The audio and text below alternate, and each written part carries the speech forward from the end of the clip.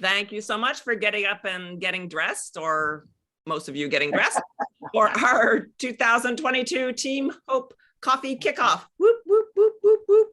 So I am Carol Baird, and I am the Team Hope coordinator. And I'm doing whatever I can to support the HDSA because my husband, Richard, is in the very later stages of Huntington's disease, and I have 2 young adult sons at risk. So grab a beverage of your choice. And here we go. Nope, go back, Emily. Sorry. That's okay. So I've attended the HDSA national conferences for the past 7 years, and our family has participated in various research projects for the past 15 years. And for most of that time, there were a couple of companies with medications just to control symptoms. But in the past 5 years, there has been tremendous progress from many, many, many companies. Because we know the gene that causes Huntington's disease is considered the most curable, incurable disease, and it attracts a lot of very smart people interested in Huntington's disease research. And Huntington's disease has always been put into early, mid, and late stage Huntington's disease with very subjective criteria that can differ from one diagnosis to another. One doctor might say you're mid, another might say you're early.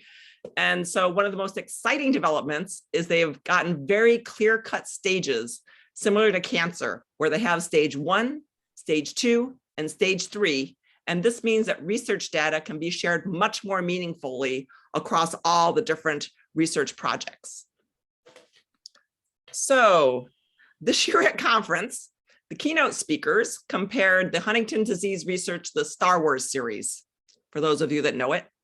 And evidently, The Empire Strikes Back is mostly a film that links the more exciting stories of the other films without a whole lot happening.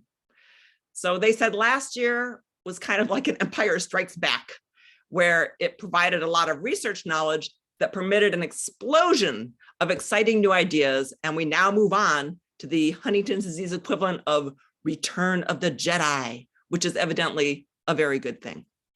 So there's a lot going on. And here is Leora Fox with a research update.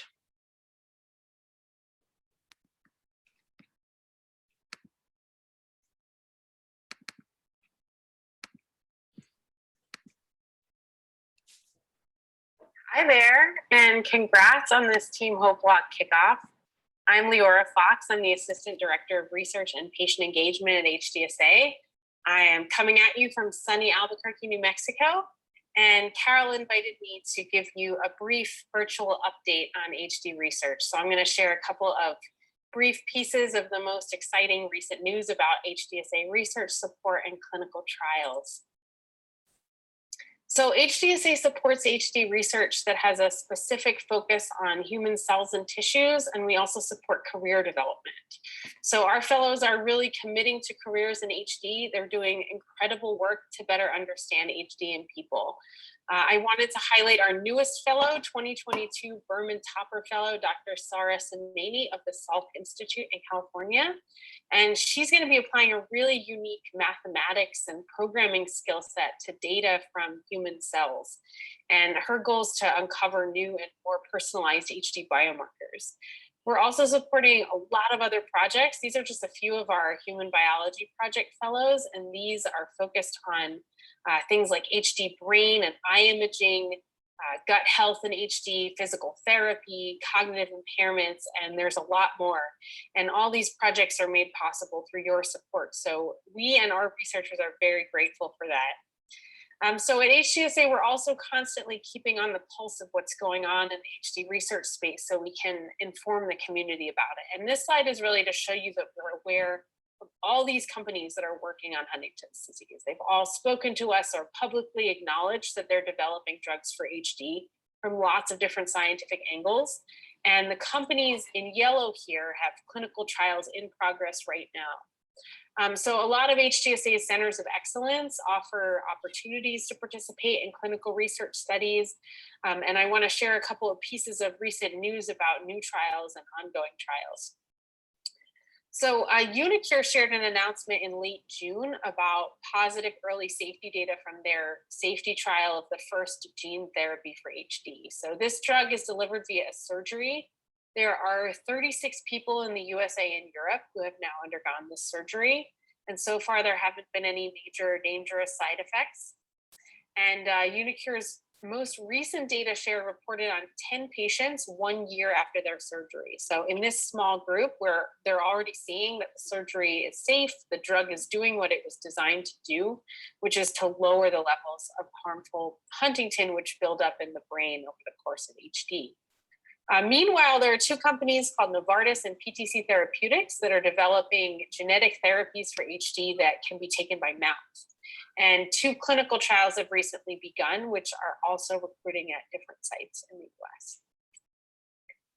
The Roche Generation HD1 trial was unfortunately halted early in 2021.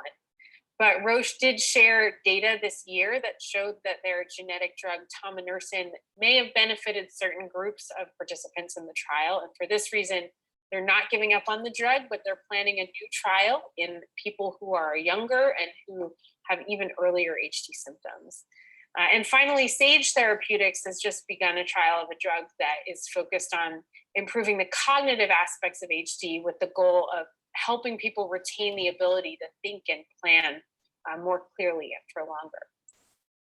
So that's just a tiny slice of the exciting stuff that's happening at HDSA and in HD research today. So you can always check out these resources from HDSA and from our partners for more info and for opportunities to participate. And you can reach out to me at lfox@hdsa.org with any questions. And my main message really is thank you so much for everything that you're doing to help us push HD research forward and push HD care forward. And lots of luck with your event. Thanks.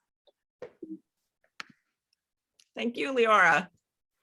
I know that's the thing I was so excited about, was that there's just pills and syrups that they're working on. That would sound so much easier than some of the other cures they come up with, but I'll go with absolutely anything. So it's a very exciting time in the HD research world. I'll wait for my techie person to put me back on my PowerPoint presentation.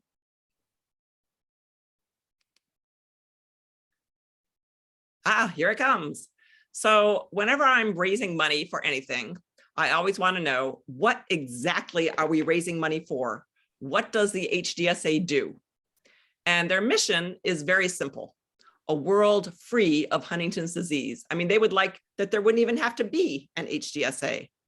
And their mission is to improve the lives of everyone with HD and their families, which is very important because even if they do find a cure, we've still got people who have HD and need that support. And I love the family is everything, because of course it is a big family disease. So these are very lofty goals. And how do they do it?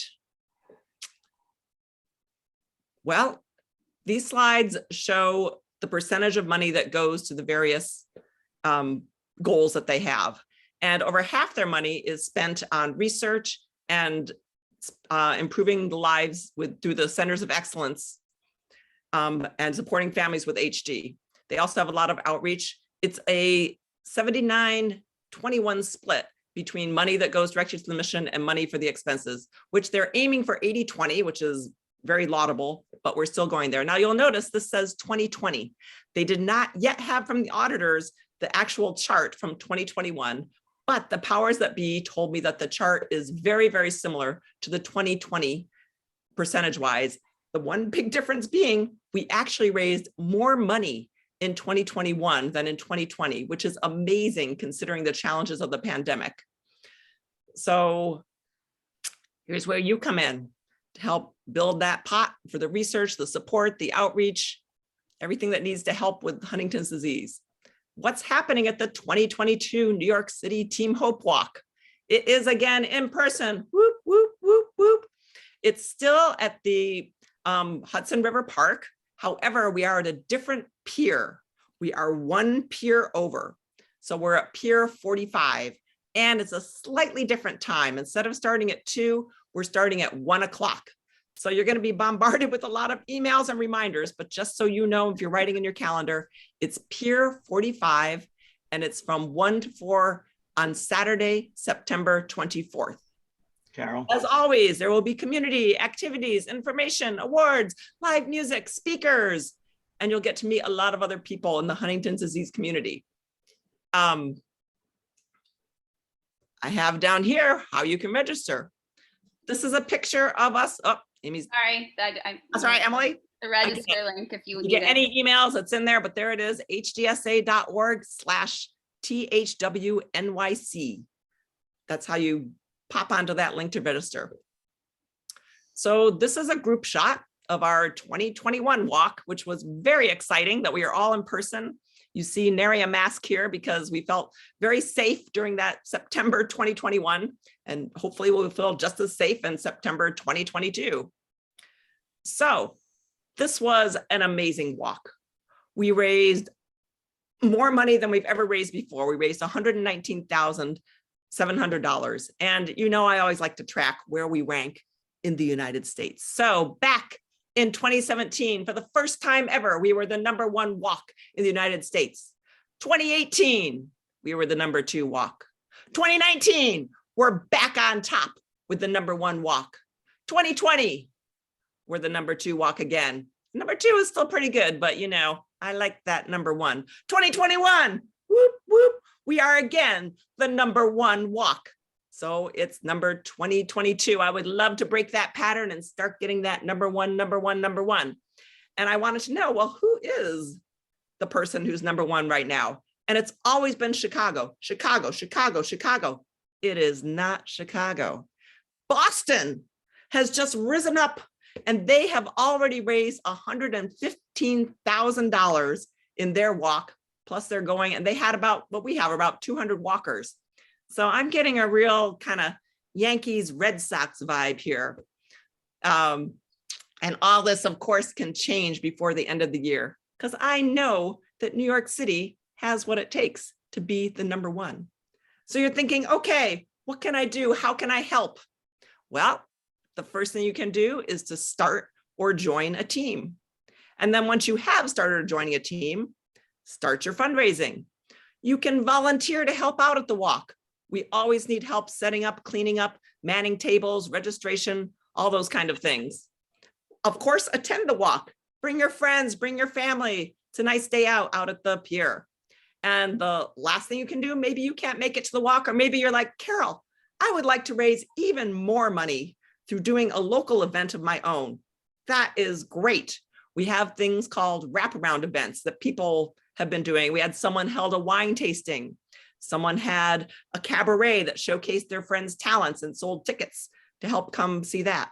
We had the Halloween pet costume contest and the muffins and mimosas, virtual learn how to make some muffins. Any kind of wraparound event, we will certainly help you promote it, do whatever and execute it, whatever you need to do. And you have till the end of the year to fundraise. So besides all these things, you can also find some sponsors for our walks. And there's two kinds of sponsors. There's the type that benefit directly from the Huntington disease community. That would be people that offer services or medication or special equipment for people that have Huntington's disease. Or there are sponsors that just have a connection to someone in the Huntington's disease community. They just love somebody that has Huntington's disease and want to help out. If you look at the back of our t-shirts, I should have brought one. Last year, we had people like Joe Koch Comics and Jackson Lewis Law Firm and ExecCom Corporate Training. These are not people that are necessarily going to benefit from the Huntington disease community, although I hope we will all support them if we can. These are people that love someone that has Huntington's disease or comes from that family and have a place within their company where they give money to sponsor charitable events that their employees support. So find out, does your company have, we had Corcoran Cares, had a little committee that gives money to different people, and they were also very supportive to us. So does your company do it? Do your friends' companies do it? Does anybody you know do it? Does your local pizza place, your hairdresser, anybody? But I'm gonna go to the next slide. The way that most of us are raising money is through our friends and family. And that is all about building your donor relationships.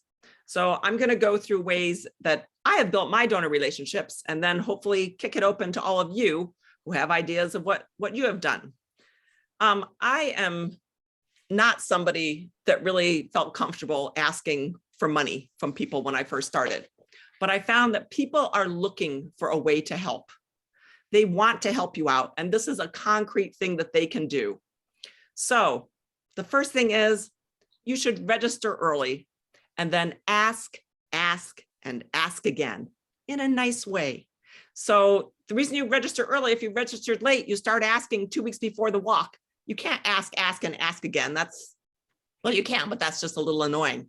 If you start registering now, you can do it now. You can do it a month from now. You can do it 2 weeks before the walk. You can do the walk. And you just each time go, hey, tell whatever's happening. I've almost reached my goal. I've done whatever. Just want to make sure you saw this. And people will also contact me, even though I've contacted them twice. Oh, are you doing the walk again this year? I'm like, why, yes, I am. They really do not mind if you ask again, because people do. There's a thing in the corporate America that you have to ask people 3 times before they actually notice that you've sent something out. Probably on this very kickoff party, you may have had to get an email 2 or 3 times before you thought, oh yeah, I better register and come on that. So, and how do you ask people? Well, you can do it through email. You can do it through Facebook. You can do it. My dad was older and his peers did not have Facebook or email much. So he would send out a handwritten letter asking for donations and they would send him back a check. So however you're going to do it, just keep on doing it all different ways. And it's interesting when you ask, you don't want to have a bland ask. You want to share your story. Personalize your page when you do your registration. So you tell what is your story, put up pictures of your family, put up pictures of whoever you're supporting, let them know why you are raising this money instead of just the dry HDSA things that's up there. The other thing I've found, if you do send out emails, do not send it out through the donor view. A lot of times those go directly to spam. You want to send it out through your personal email account. And then there's a link that you can get from your page that will send them to your page that you include in your plea. So please send out emails from your account. I'm just going to emphasize that because it seems so easy to just do it from donor view, but it's not as effective. Once people do start donating, I give them shout outs on Facebook or wherever, thank them right away on email. One of the things too, as my ask again, I will invite them to the walk, come to the walk, or watch us live on Facebook, because some of my donors are not living in New York. They're in California, they're in Minnesota. So they can also follow the walk by looking at our live Facebook coverage. It's also important if the people that are donating to you have their own charities. A lot of times on Facebook, you have the birthday ask where they're like, oh, please support me with whatever. It's good that you also donate to their efforts. This is not a one-way street. They support you, you support them with whatever you are able to contribute. And after I go through the walk and have everything, I always send a very personal thank you note. And I believe in sending them through snail mail because people get so little mail, but you can also do an email thank you or using those, thank yous on whatever, Blue Mountain or something. And I'm going to show you in my next slide. This is the thank you note I did on Shutterfly for last year. And I just put a picture of us at the walk, a picture of my sons, and I put a picture of Richard and I during our wedding and just thanking them. And then I will scrawl on the bottom a little personal note to them for whatever they did for me, which is usually give me money. Besides a personal thank you to all my donors, I also send a thank you to all the sponsors. And this is accompanied by t-shirts. So, because many of the sponsors do not come to the walk, but I want to send them the t-shirts that have their sponsor name on the back and some pictures of the sponsors' names that we've had around the walk. So any sponsors that you have, if you let me know their information, I am happy to send out a thank you with t-shirts to them, and we will send them 3 or 4 t-shirts if you want. And I had several sponsors last year say, oh, thank you for the t-shirts. So it's something that people notice. So now we go to your ideas. those are my ideas and how I have been successful, but I want to hear your ideas and how you have been successful or thinking, this is how I plan to be successful. Any kind of fundraising or little tips, big tips, whatever that you have.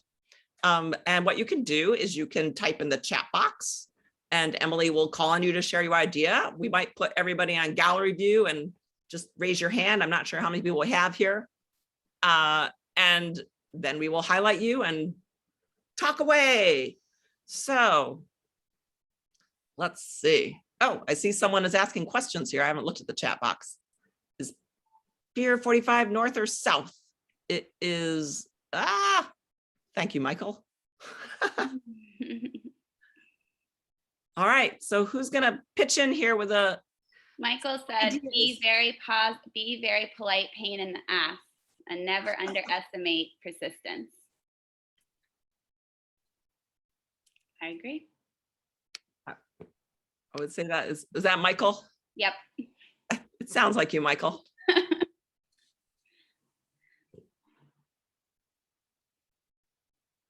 Come on, I know you guys are doing amazing things because some of your teams are raising, tens of thousands of dollars. Oh, I see. It looks like people are talking, but there's no audio. Is everybody muted?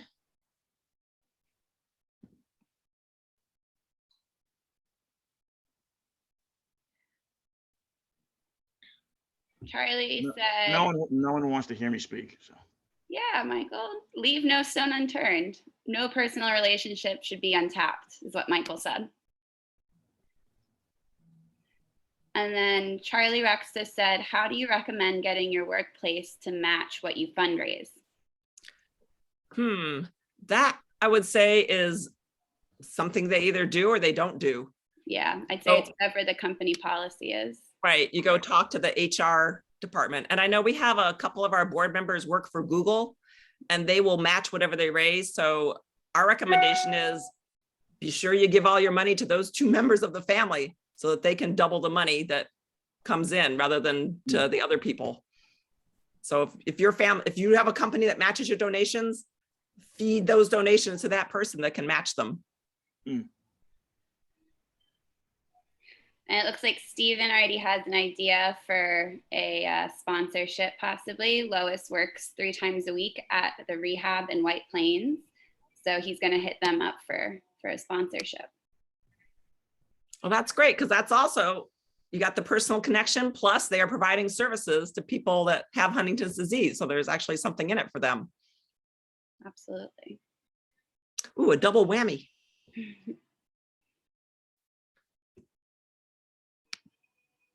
Anybody else?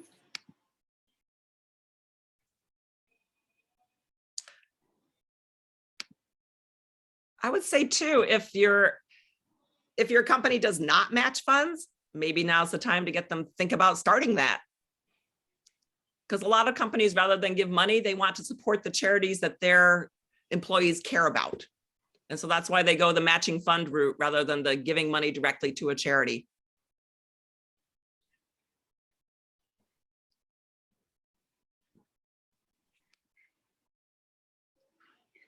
Amanda said some companies also do volunteering and they offer grants for your time to volunteer. That is true. I have a bag of ribbons with safety pins on them that I think Kohl's made for us. They worked for like an hour, and because we had something for their employees to do for an hour, they then gave us $500, which is great.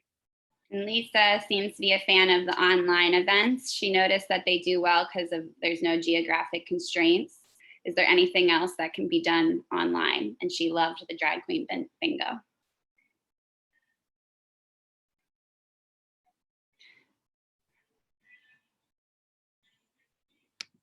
Anyone else? All right. Lindsay said, to go off what Michael is saying, sharing recent personal stories really gets people to come back year after year and learning that it is still relevant. Yeah. Because we all came in with a story, but our story definitely develops as we continue to do this year after year, you know? That's true. Oh, my other tip is save whatever you wrote on your personal page because it does not get saved on DonorView. So whatever heartrending thing you wrote this year, be sure you save it somewhere in your computer so that you have something to work with next year if you want. Charlie Rextis says social media outreach is huge. And I agree. Give us a little detail on that. Yeah. Let's highlight Charlie and have her talk. Oh my God. I usually, oh, now I'm spotlighted. I usually do most of mine on social media and mostly on Instagram because that's where a lot of my outreach comes from. And something that I like learned from a lot of other people as well doing fundraisers is like putting up stuff on your story, and then a lot of people don't want to click on the link that you have. So just saying like, you can Venmo me here, and then you donating however much money you get Venmoed to you to your page yourself. That's like a really good way to get like small donations, but the small donations go a really long way. Like I get $1, $5, $10, because it's just so much easier to Venmo me than to like go online, put your credit card information in, so on and so forth.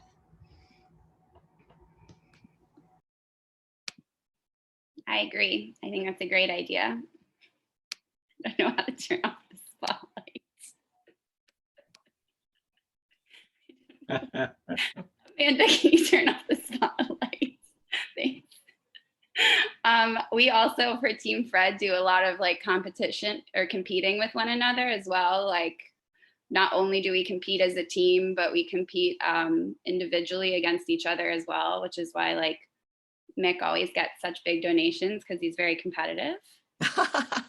So I think that that's a really good way to like drive up the like donations, and then you can easily be like, I'm $5 away from reaching this goal. And then people are like, oh, I can donate $5, like easy peasy. Oh, my other tip there is you can change your goal. Once you have reached your goal, go in on your page and change it. You never want to reach your goal. You always want to have people going, oh, she's so close. So if you reach your goal, go in there and make your goal higher so that they will always try to help you reach it. And then you can always send out those emails with, I'm so close to my goal. I'm just $1,000 away or whatever. Definitely. Lisa said, who's performing at the walk? Could tickets be sold to do an online streaming? I don't know that we have anybody that's ticket worthy, but we could work on that. If anybody knows Bruce Springsteen or anybody. Great job, everyone. That is good. I know the Venmo thing, I know Venmo and Zelle are both so much easier. Yeah. And there's also no, that's pure money. There's no percentage that they take. The only thing where I don't know if we can then give them credit, I guess if it's a little amount, they don't really care for their charitable contribution. But that is a great thing. Yeah. Oh, Amanda is saying, well, we'll ask when we get to that. Okay, so, all right. So then I have my next slide.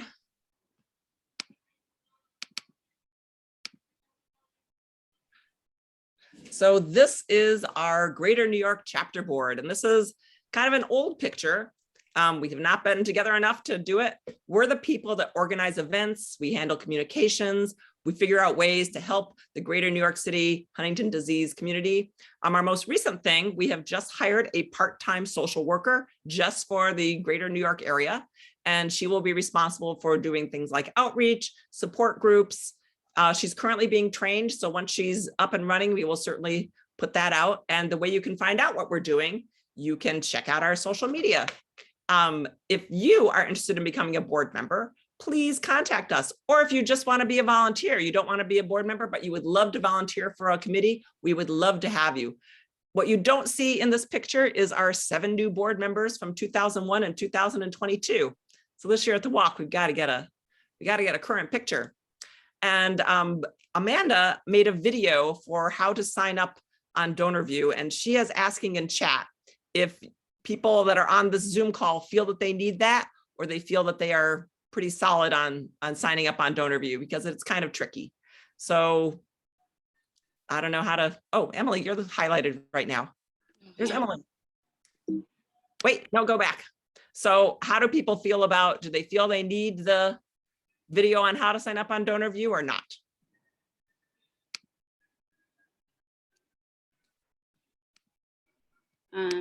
Amanda said that we can send a video around afterwards if people just want to watch it while they're uploading it. That seems kind of like the people are nodding.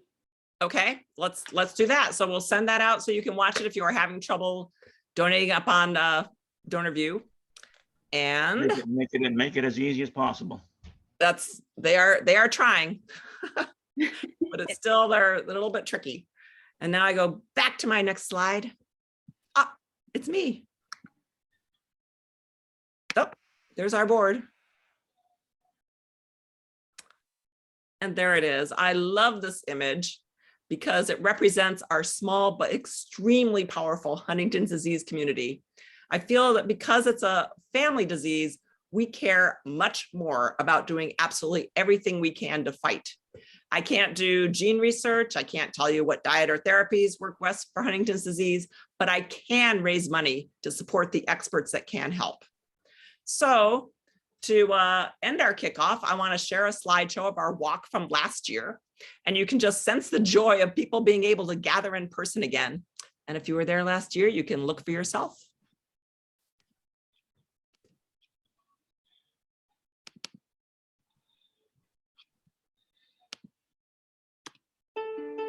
Oh, make me little.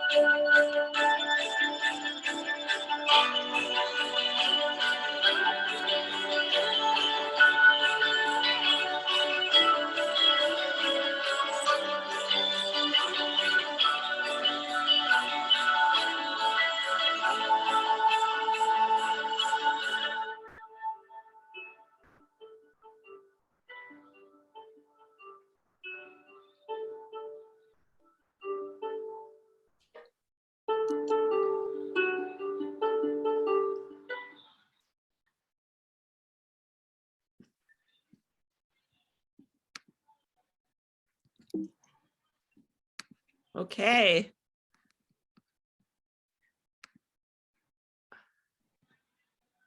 So just thank you so much for coming out.